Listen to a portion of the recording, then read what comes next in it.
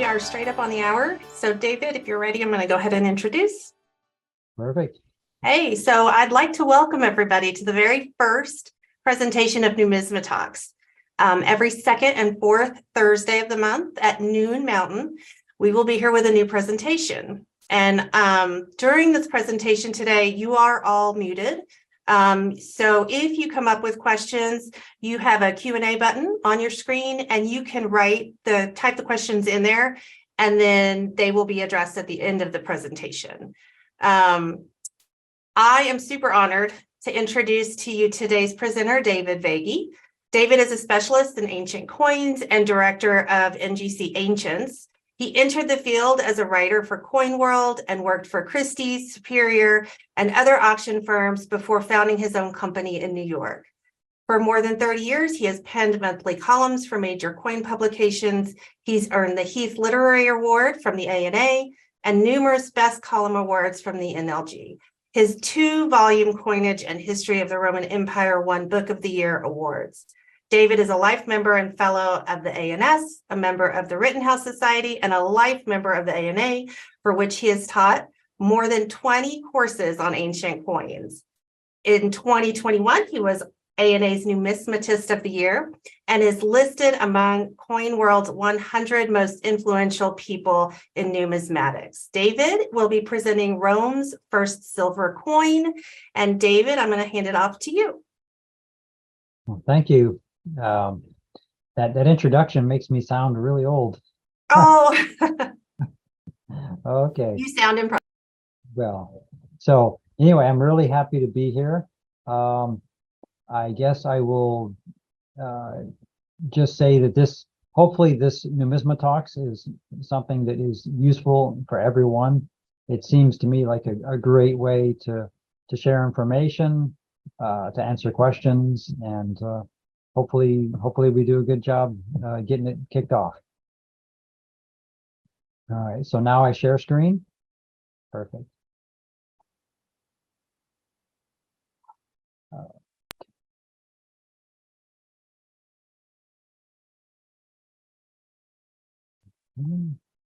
There we are. Is Perfect. that all clear? Yep, that looks great. Perfect. Okay, well, obviously this is a talk that is going to be on Rome's first silver coin. And what we're talking about is this beast here in silver. And it's one that you don't see very often. It's by no means rare, but it isn't one that turns up because it doesn't seem to be included in a lot of hoards.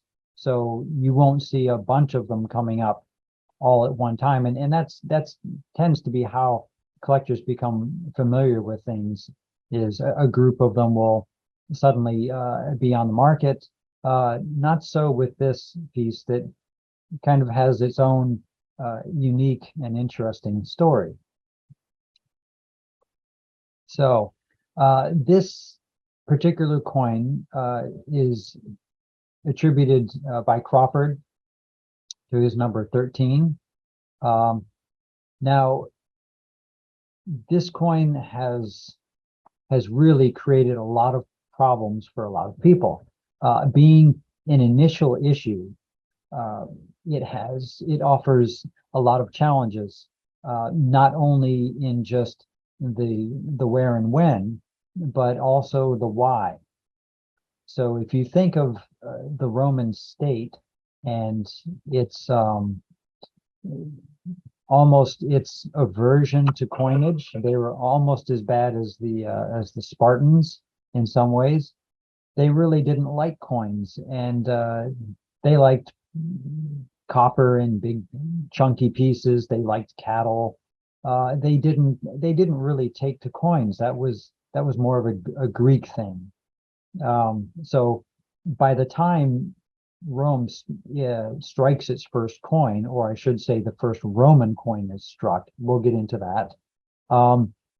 The Greeks have been doing this for almost 3 centuries. So the Romans are really, really behind the times. And this has to do realistically with some kind of philosophical attitude of the Romans. So these first coins here, this very first issue, and there's one silver coin and two related bronze coins that fall into this category. So the mint and the date of these coins have been variously attributed. Okay, so in terms of mint, Rome has been suggested, Neapolis, and other undetermined mints in Latium, Campania, and South Italy. So basically, various locations from the middle of the Italian peninsula southward. And it has also been attributed to a variety of periods. And this really ranges from the 260s BC all the way back to the 340s BC. Now, it's important to recognize that the early scholars, the gentlemen I have listed here, Millingen, Babylon, Willers, Mommsen, Haberlin, and Gruber, they all cited for an early dating. And this probably had to do with what they observed in terms of when these first Roman coins turned up, what were they found with? And of course, since the coin doesn't have anything like a date on it, what you have to do is date it comparative to other materials that they're found with whenever you have the luxury of that. But also, more than that, I think these early scholars, they looked at the style and the fabric of the coin, the thickness of the planchet, how the dies were engraved, how it was struck. They looked at this and they naturally came up with an early-ish period. You'll notice here, you're talking in the 330s into the early 340s BC. Now these were the early scholars. Then in the 20th century, you had a down dating reversal among the major scholars, Sambon and Mattingly and Robinson and Crawford. And this is between roughly 1903 and 1974.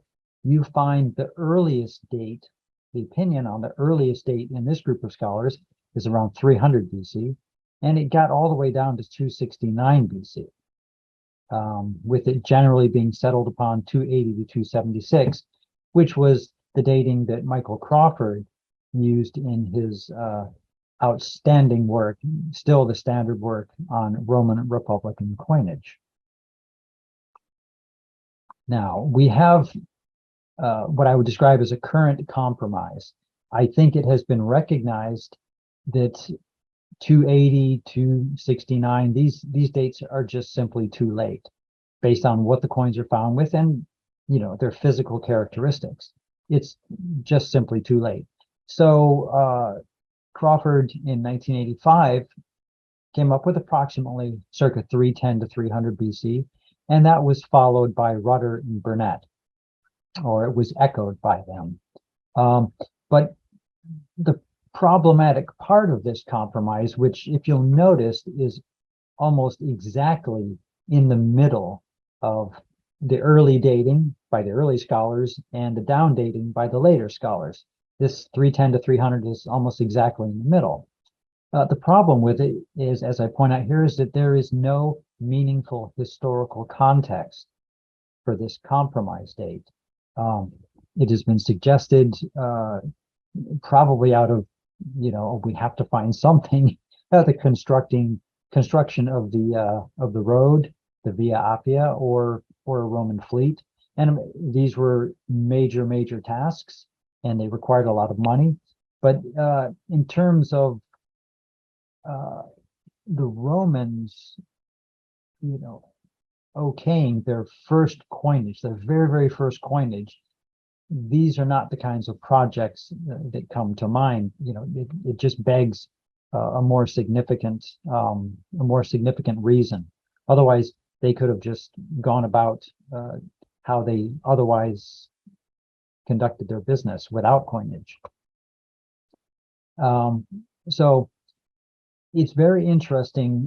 Burnett makes a really brilliant observation, and I'll sort of quote it here, but he sees Rome's adoption of the institution of coinage as a cultural phenomenon, embedded within the general trend of Hellenization in Rome. as the Roman state struggled to establish an international identity. So what he's basically saying here is that Rome, and it certainly did in this period, it was expanding its footprint. It was moving out of Latium. It was expanding in both directions, north and south, and actually even east toward the Apennines. And in doing this, they encounter a lot of challenges with diplomacy, with potential war and conflict, with potential trade opportunities, and with cultural exchange. So as the Romans start encountering more Greeks and have more of a need for coinage, the early part of Roman coinage can definitely be seen in this light. And I think we need to bear this in mind. So the proposal here, rather than as late as 269 or necessarily as early as 343, the proposal here is that this initial issue, Rome's first struck silver coin, was issued at Neapolis, which is in the fertile plain of Campania, modern-day Naples, in 326/5 BC. And it would have been issued on the occasion of this remarkable treaty, this Foedus Neapolitanum. Pardon my Latin if it is not correct, the pronunciation. But we will get into this treaty and what it meant. But in other words, there is an occasion that is extremely important to Rome's evolution, which occurs precisely when this coin, based on style and fabric and hoard evidence, would have been struck. And furthermore, and we will get into why it was probably Neapolis where it was struck. Now, this was argued by Breglia and Mitchell in 1952 and 1969, but those proposals, they more or less fell on deaf ears. As you'll recall, Mike Crawford in 1974 adopted the later date of circa 280, and this was 1974. It was after these opinions had been expressed. Now, the mint of Neapolis is supported by the style, the fabric, and the weight standard to which this coin was struck. And the date itself, I think we'll discover here, is supported by historical probability, and also the style and fabric of the coin and the hoard evidence. Now, there are not a lot of hoards that help us in this regard, but here are three important ones which do. The Campania hoard, and all three of these hoards were published by Burnett between 1977 and 2006. The Campania hoard does not preclude a date as early as 326, which is really important. Sometimes it's wonderful if it supports, but it's also important not to have anything that suggests that it's impossible. Okay. Now, the date of 326/5 is strongly supported by the Vagi hoard and the San Martino in Pincellis hoard. These are the other coins that these Roman diagrams were found in. They really support at least 326, if not earlier. So 326 works perfectly with that. Another important thing to consider is not only was this Rome's first silver coin, and actually its first struck coin, but it was also isolated. So it was a singular event. And then after that, there is quite a long period before a second issue is made. And this is something to consider. It really helps us along with the idea that this coin was unprecedented in nature, and its isolation suggests it was issued for some singular event that was deemed important by the Romans, by which we're not talking about necessarily constructing a road. So this treaty of 326, in it, the Romans initially laid siege to Neapolis. Okay, so as an enemy in 327/6, and this was considered the first action of the Second Samnite War. Now, the Romans in the 4th century BC and the 5th century BC had a series of wars with their neighbors, and it kept expanding ever further outward. One of their stubbornest enemies were the Samnites that occupied the hills of the Apennines to the east and south of Rome. Now, these were hardy mountaineer people, very warlike, and they were kind of in Rome's way, and they did not appreciate Rome making settlements across the rivers into their territories and things like this. They took real offense to that, and in their warlike ways, just like the Romans were warlike, they opposed them.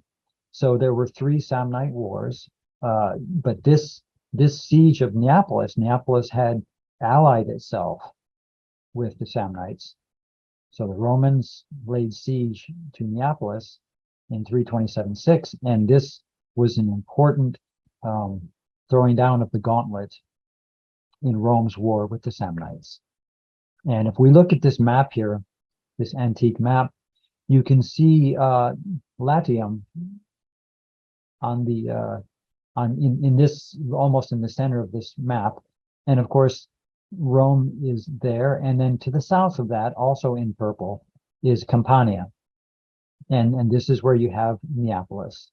So you can see to the right, or in this, the map is kind of turned a little bit to the east of Latium and Campania was Samnium, and these are the folks that the Romans are taking on in this war, where they initially besiege Neapolis.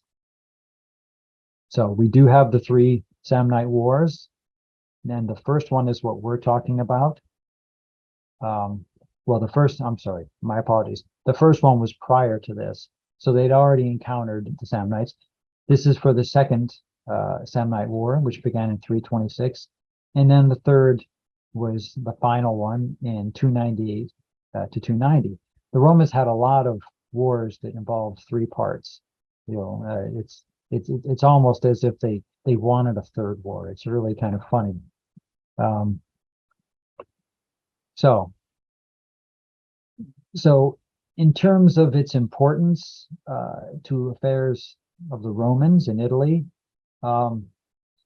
this treaty is really incredible, and various scholars have noted that it far outweighs the importance of any other event in the region in the late 4th century BC, even including Rome's aggressions against the Samnites that followed. And this is important because, again, for Rome's first struck coinage, we're looking for a special occasion. Otherwise, why would they move out of their traditional comfort zone of just not using coinage? So the victory at Neapolis. So this event was critical, and it really raised eyebrows because it showed that Rome was a force to be reckoned with, something that their regional neighbors already knew, but something that the Greeks to the south were just coming to terms with.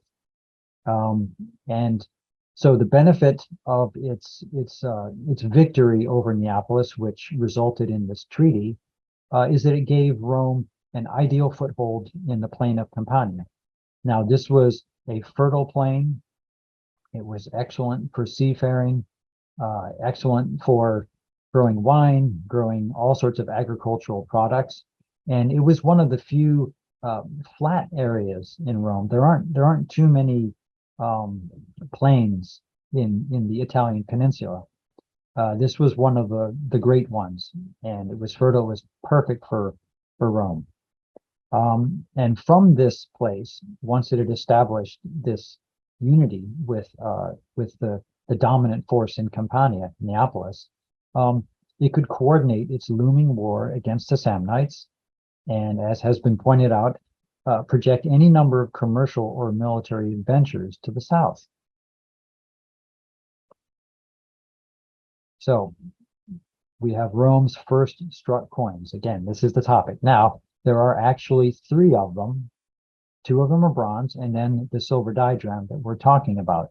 And although it is literally impossible to prove, they all seem to be related, and they all seem to be Neapolitan in origin. So the first is Crawford 1-1, which is a bronze of Neapolis with its normal types of that period, but with an inscription in Greek describing it as a coin of the Romans rather than of the Neapolitans.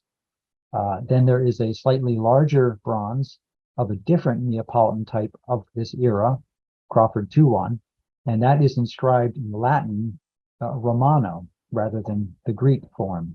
And then, of course, we have Crawford 13-1, which is the silver diagram, which is of the types we're discussing, the Mars head and the horse head.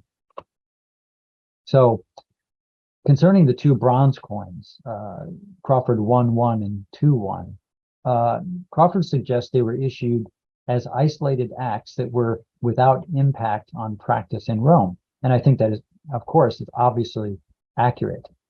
We need to definitely separate the idea that Rome was producing these coins themselves. They weren't.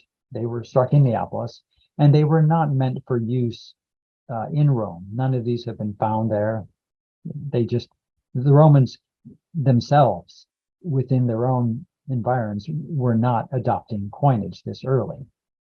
However, Crawford also emphasizes that because of their unparalleled nature, both must reflect events of some importance. And I couldn't agree more. So this is the Crawford 1-1. It's a 17 millimeter bronze, which he dates to after 326 BC. So he does, it's intimated in there that 326 is a possible date for this coin, or at least the events of 326 gave rise to it. And you can see there's the head of Apollo on the obverse, and there is the forepart of a man-headed bull, a river god, on the reverse. And above the bull, you can see the inscription of the Romans. It's a fragmentary inscription because of the way the coin was struck, but this is actually an outstanding example. It's out of the Wachonki collection. Now, here is one of the same type with the Apollo head on the obverse wearing the laurel wreath and the man-headed bull forepart on the reverse, but this one is in the name of Naples, of Neapolis, and you can see it right above the bull. Again, it's not very clear, but these types are known, and again, typically these are dated to circa 340 to 320. And if you go back to this one, it copies the type precisely. All it does is change the inscription. And it is fairly well agreed that these Neapolitan bronzes, after which the first Roman ones is patterned after, circa 340 to 320, there's no reason in my mind to believe it's later than that. And it certainly fits very snugly in the middle of that. Now here is another Neapolis bronze of the same type with the Apollo head. And then you can see the Neapolitan inscription above it, again, with the man-headed bull. This is a variant of the previous one, but it makes the point. And here is a third variant of that type, this one far more detailed. And it even has a dolphin above it, which is nice. And the inscription, instead of being above the bull, is to the left. Now, Crawford 2-1 is so rare, I believe there's just one known specimen, that all I can provide you with is a line drawing. So this is the obverse, and here's the reverse. You can see here that the man-headed bull is now walking in full form, and underneath is the remnant of the inscription Romano. So a very rare coin. Again, none of these are explicitly dated, so we have to work on historical probability and comparative materials to come up with a date for these things. Now, here is 13-1, the silver coin, which is the center of this this talk. And as you can see, on the obverse is a helmeted head of Mars, behind which is a leaf, and on the reverse is a horse head on a plinth that is or a slab that is inscribed Romano, and behind it is a sheaf or an ear of grain. Okay, so on the obverse you have the helmeted head of Mars, and here he is bearded, and he's wearing a Corinthian helmet, which is not in its fighting position. In its fighting position, that pointy bit at his forehead, that would be pulled down over his chin. And you can see the eyepiece, or the eye guard, I'm sorry, the nose guard right by the slits for the eye. So that would have been pulled down. And behind the head, better seen on this other specimen, is an oak leaf. And we'll be getting into the meanings of all this. And for the reverse, you can see there's this lovely horse head, again on the plinth that's inscribed. And so behind it, you have a grain ear, and we'll get into why that's important. Now, the inspiration or inspirations for the obverse have been variously suggested. It could be because similarities have been noted to other ancient coins that are roughly from the period, and it's possible that any of these might have inspired the artists at Neapolis to create this type. They presumably would have gotten instructions from Rome who they wanted on their coin and why. So one is a possible Syracusan bronze dram or diletron. One is the image of Leucippus at Metapontum, a powerful city, a Greek city in South Italy. And the other possibility, of course, is sculpture. So as far as the Syracusan bronze, here is an example, and you can see the head is relatively similar to that one on the Roman diagram. Now, that in itself is not proof of anything, but I'm definitely just throwing out there the things that that have allowed other people to suggest prototypes. And this particular type was struck sometime between about 344 and 317. 326 fits in nicely there, so it doesn't preclude it.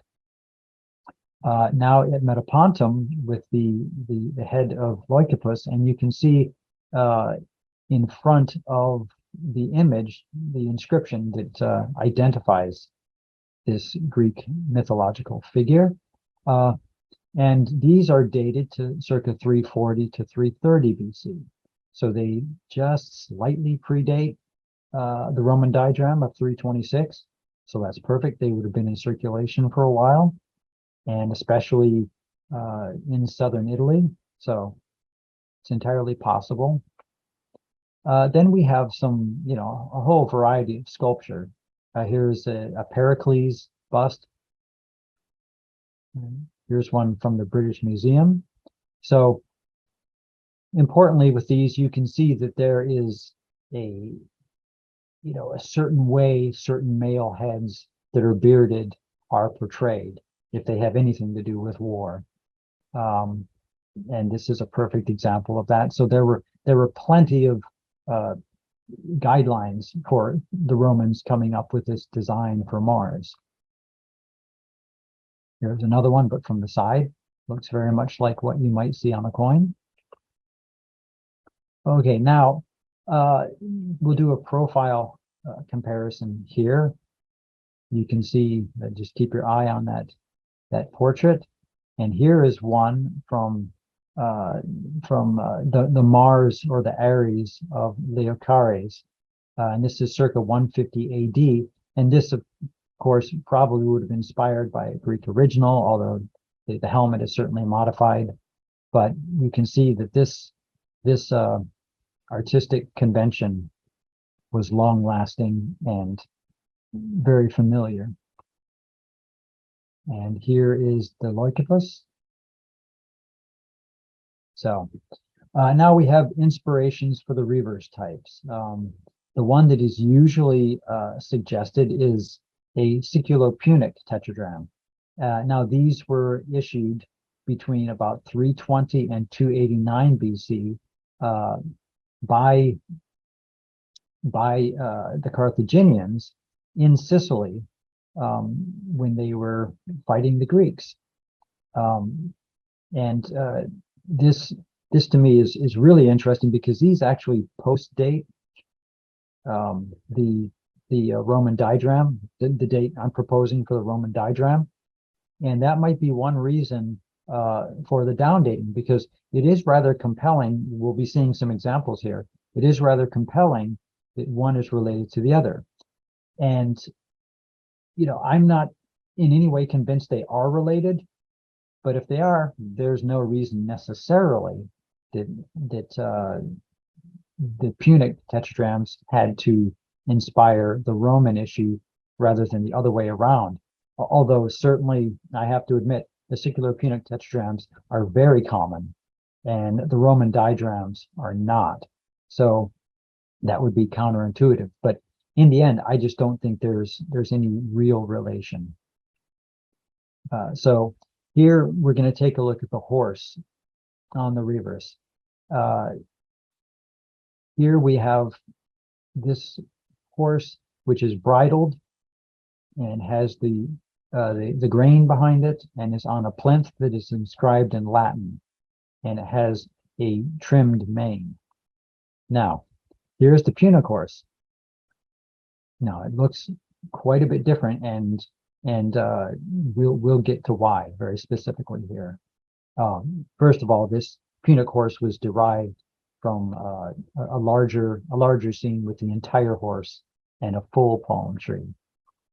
But despite the similarities, they differ, and we're going to get into it here. First of all, the horse head on the Roman issues faces to the right. To me, not a really big deal, but it is worth noting. 99.9% of all the Siculo-Punic tetradrachms with the horse head, the head is facing left. Now I'm going to show you here an exception. There's a die that has a head facing to the right, and you know, I put it here just for accuracy, but it is, you know, way less than 1/10 of 1% of the known examples of these have a horse head right. So just think horse head left. Okay, now the trimmed mane that I pointed out. You see here on the Roman diagram, it's nice and trimmed, and here it's kind of wild. It's flowing, and the locks are quite long. Wearing a bridle. So here we have a Roman horse, and it is somewhat contained, like everything that the Romans tried to control and contain, and so it is ready for human use. And of course, the Punic one is without a bridle. The Latin inscription, that does make sense. That's not anything major. The Romans, if they're going to have a Roman coin, it will typically have a Latin inscription, whereas underneath the horse head on the Punic ones, you're going to have this inscribed in the local language. So the Punic inscription, there were 3 different ones, translating roughly to people of the camp, mem, or quaestors, but all of them are in Punic. And then finally, the Roman, not finally, but the Roman horse head is resting upon a plinth or a tablet. And this disguises the truncation. So it's just, featureless at that point, but it's literally sitting on this slab. Whereas the Punic horse has a curved truncation, and that is always the case. And then finally, and of great importance, of course, is that there is a grain ear on the reverse of the Roman coin, and there is the palm tree on the Punic issues. So this is where we have to look at the design. Why would the Romans choose this design? And one may consider this to be just sort of haphazard. Well, they had to choose something, right? You have to choose something, but let's keep it in context. It's their very first coin. It's an extremely important evolution for Rome, socially or internationally. So it probably had some importance. So first and foremost, the design content of this coin connects it to the Equus October, and we will get into exactly what that is. But there is no overt relationship between Mars and a horse or a horse head. That is something that is typical for Mars. Okay, we have literary testimony that connects this coin with the Equus October. And then there are similarities of this coin, this first coin, to a later series, Crawford 25-1, which was issued quite a bit later, almost a century later. And that one, instead of having a wheat ear on the reverse, it has a lovely device by which you reap wheat. So there is a wheat connection to all of this, and we'll find out why that's important. Okay, so Mars, there were festivals in Rome held in honor of Mars, and those were with horse races, and they were held on February 27th, also in March and in October. So there were 3 of them. The first 2 were held at the opening of the season for warfare, and the latter at the closing of that season. Now, these openings for seasons of warfare, that basically has to do with winter breaking and then finishing off before winter comes back again. And these coincided with the start and the end of the agricultural season as well. So the Equus October was held on the Campus Martius outside the walls of Rome. Its principal event was a chariot race in which the finest horse, that would be the outside horse of the winning team, that's the one who has to work the hardest, was ritually slain with a spear thrust on behalf of Mars. So you take this wonderful horse that just won the race for you, and you want a wonderful sacrifice to Mars. So you run it through with a spear. There you go, Mars. Hope that makes you happy. Interestingly, we have to love the Romans. The horse's head and tail were cut off. The tail was carried very quickly to the Regia, where its blood was sprinkled upon the hearthstone. Now, again, this is all religious and cultural. And the head, so the tail, that happened with the tail. And the head became the object of an intense contest between men from 2 different parts of Rome. And they would fight for it, and whoever managed to capture it from the opposition, they put it in a place of honor for their own victory. So imagine this: you murder this horse, and then you take the tail and you sprinkle its blood on a hearthstone, and then you fight over the head. So all of this is super interesting, and it relates to this coin. So Varius Flaccus is the only primary source to record the critical details which apply to the horse head, as being adorned with loaves of bread. Okay, and the reason the horse head, the one that had just been fought over, was adorned with loaves of bread was because the sacrifice was performed on account of a successful crop of grain. Okay, how interesting is that? What is behind the horse head on this coin? Grain. And in this case, I believe, and I don't think it's a stretch to accept, that a grain ear was used instead of a loaf of bread, because a loaf of bread, if you think about that being engraved onto the die of a coin, it would just sort of be a blob, and it might not be entirely clear what the purpose was or even what the object was. Whereas a grain ear was incredibly clear and easy to understand, and obviously directly connected to the loaf. So this grain stalk factors into a debate that has long existed about the nature of Mars. Was he a war god or an agrarian god? And there are good arguments for both, but it does appear that the current view is that he was both. And he had applied aspects to war and to agrarian interests, and that goes in the larger sense toward fertility, but it's specifically applied to agriculture in this case, but it certainly does go beyond that. So you may recall I talked about the other piece, which was about a century later, Crawford 25-1. This is another struck Roman silver diagram later in the series. This is after Rome had come to adopt silver struck coinage as part of its economic system. And you can see you have Mars. He is not bearded in this case, but it is Mars and the horse head.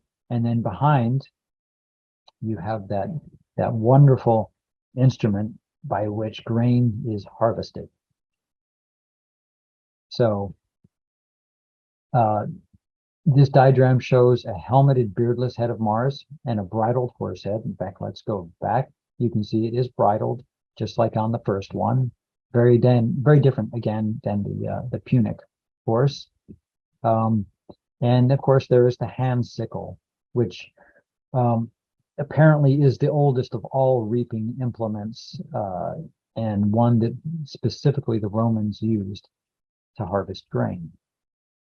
So the connection there between all of this seems to me quite clear. So these are in silver, these are the only Mars horsehead coinages that the Romans struck, and they both incorporate objects relating to the grain harvest.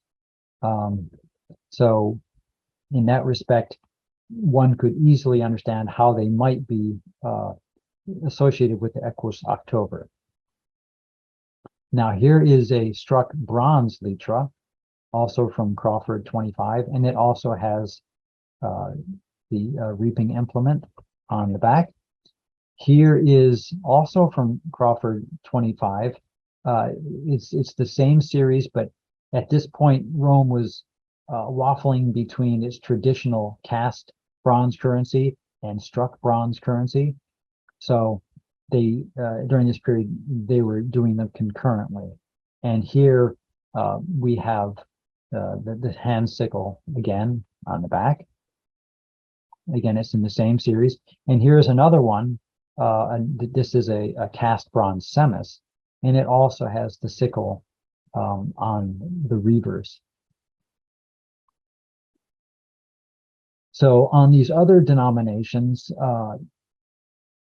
we might assume that if the hand sickle was an integral part of the diagram design, in this case, both diagram designs, its extension to the cast bronzes would be an obvious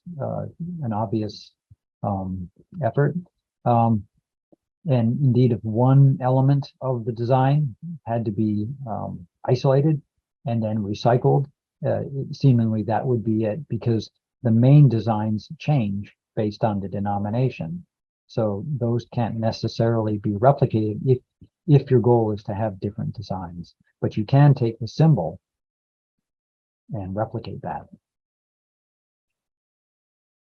So here is a slide with the two issues, again, about a century apart, both silver, both struck coins, both in the name of Rome. And you can see the similarities.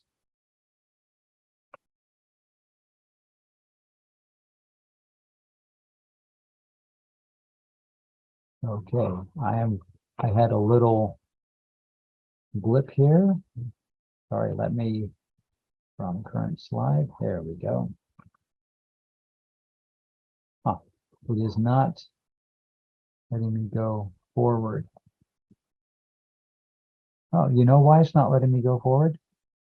That is the last slide. So I will stop the screen sharing. Okay. Okay, David, thank you so much.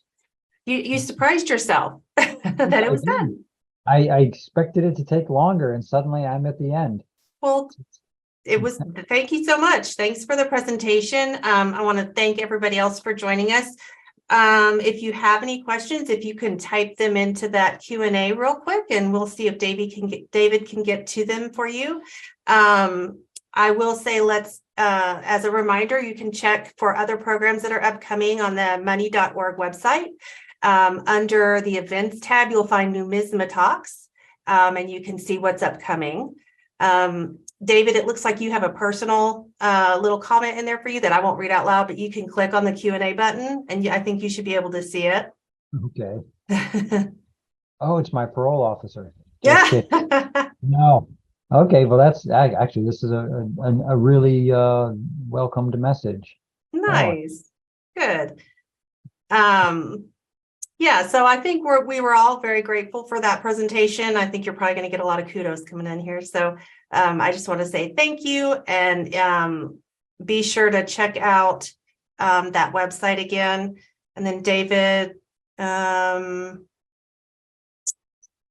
you want to answer that question in the current market? Yeah, I can. So in the question is, in the current market, what would a collector expect to pay for a nice example of this first diagram? For a nice one, like the best one that I've shown here, easily $25,000. They typically don't come anywhere near that nice. They're typically quite worn, a little off center, with surface problems and all that. So, but you can pick one up for $500 to $3,000, but they aren't going to be spectacular examples. So, but yeah, I personally, I think they're a bargain at that price. I mean, for the really nice ones, because they're so rare. Yeah.